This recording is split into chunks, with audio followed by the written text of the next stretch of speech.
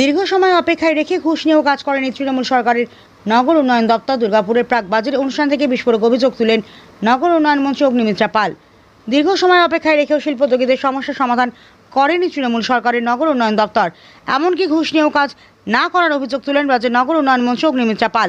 7 জেলার উদ্যোগপতি ও শিল্পপতিদের নিয়ে আয়োজিত প্রাক বাজেট বৈঠক থেকে পূর্বতন তৃণমূল সরকারের বিরুদ্ধে একাধিক বিস্ফোরক অভিযোগ করেন তিনি। তার দাবি, শিল্পের উন্নয়ন, কর্মসংস্থান বৃদ্ধি এবং শিল্পোদ্যোগীদের সুবিধার কথা বলা হলেও বাস্তবে রাজ্য শিল্পায়নের পরিবেশ গড়ে তোলা হয়নি।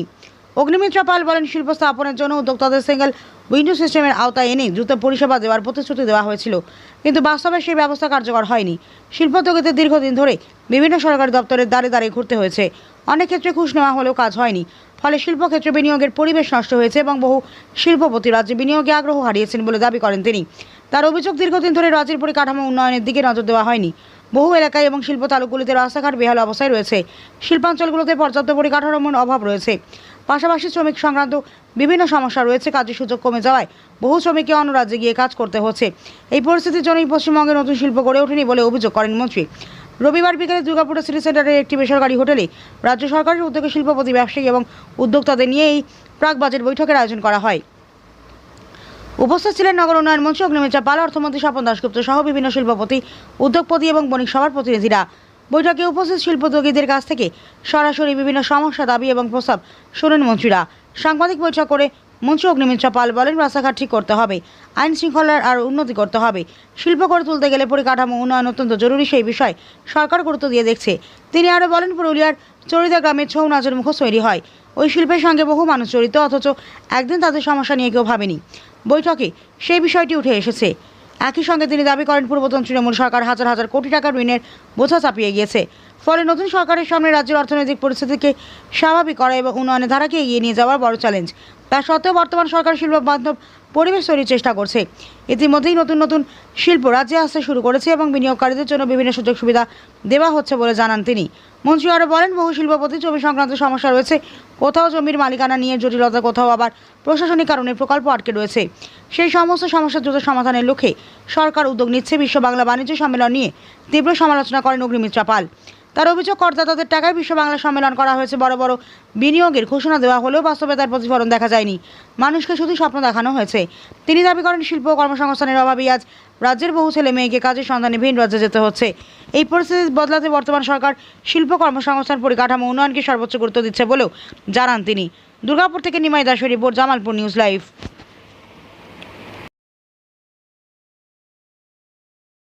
মাননীয় মুখ্যমন্ত্রী শুভেন্দু অধিকারীর সরকার কমপ্লিটলি প্রো ইন্ডাস্ট্রিয়ালাইজেশন এবং এখানে সমস্ত বিশিষ্ট ইন্ডাস্ট্রিয়ালিস্টরা এসেছেন।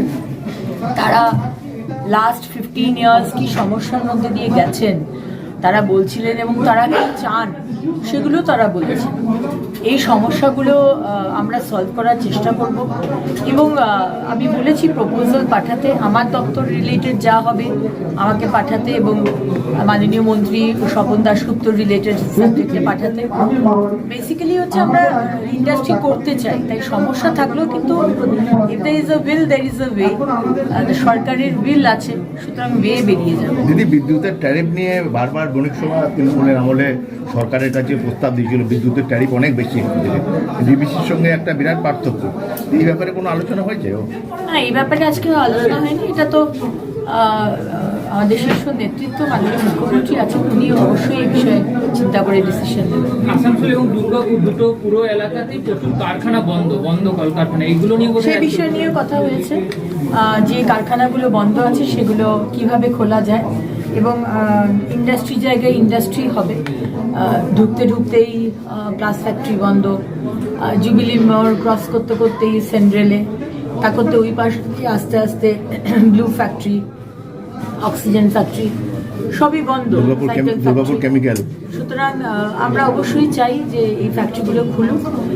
অলরেডি এই কদিনের মধ্যে 42,000 কোটি টাকার ইনভেস্টমেন্ট এসছে কেন্দ্র সরকার থেকে। আমুলের নতুন ফ্যাক্টরি খুলছে, সুতরাং আশা রাখুন আরও অনেক কিছু হবে, ভালো কিছু হবে। দিদি, রাজ্যের ক্যাবিনেট মন্ত্রী, প্রাক্তন ক্যাবিনেট মন্ত্রী, রাজ্যের যখন মন্ত্রী ছিলেন তিনি বলেছিলেন দুর্গাপুর বৃদ্ধাশ্রমে পরিণত হয়েছে, বাবা মায়ের একমাত্র ছেলে ভিন রাজ্যে গিয়ে কাজ করতে হচ্ছে। এই পরিস্থিতি বদল চাইছে মানুষ।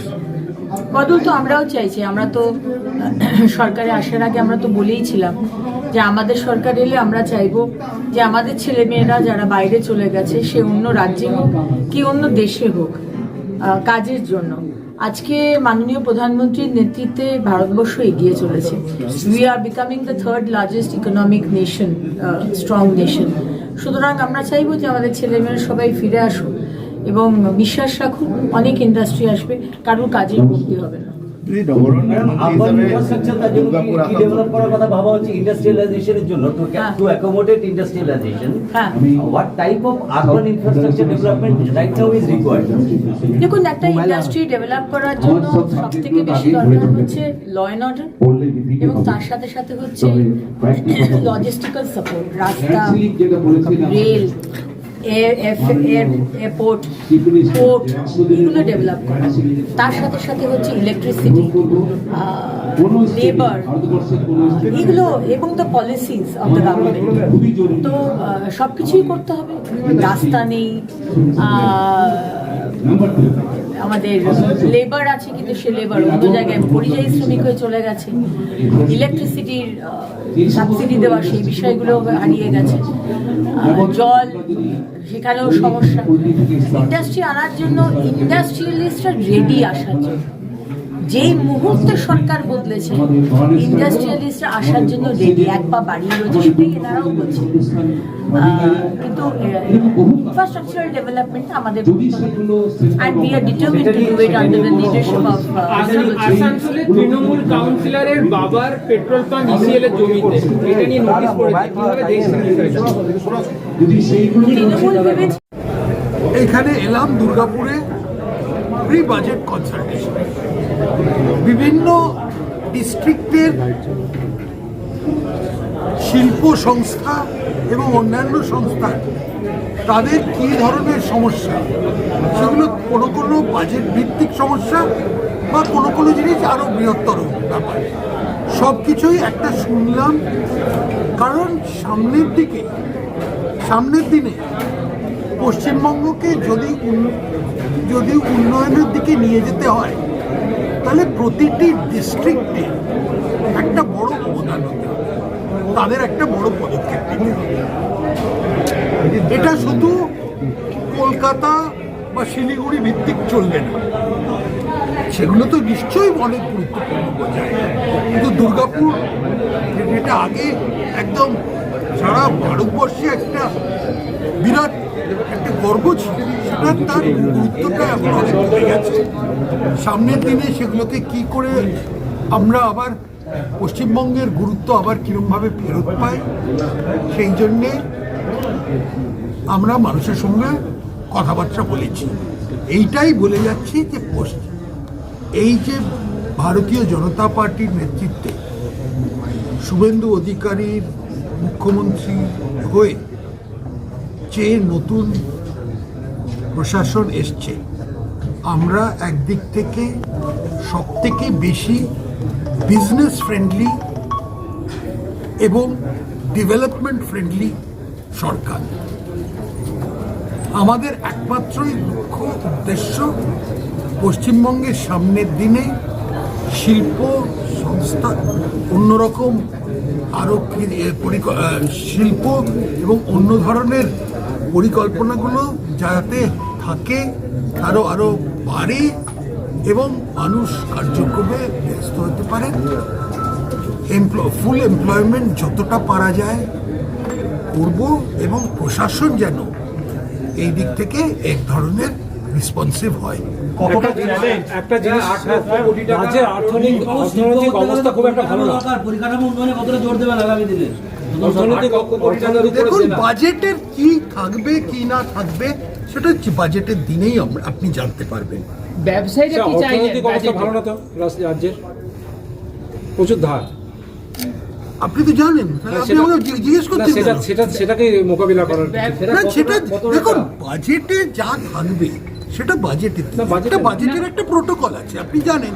বাজেটের এগুলো আগে বলা যায় না, সেগুলো বাজেটের দিন আপনি জানবেন কি পদক্ষেপ আমরা নিচ্ছি। আমাদের এখন আজকের উদ্দেশ্যটা, আজকে যে এই যে কনসালটেশনটা, এটার একটা উদ্দেশ্য ছিল যে এখানকার শিল্প এবং অন্য ব্যবসায়ীদের মধ্যে তারা কি মনে করে, তাদের কি পার্সপেক্টিভ, তারা কি সামনের দিনে তারা কি চায়।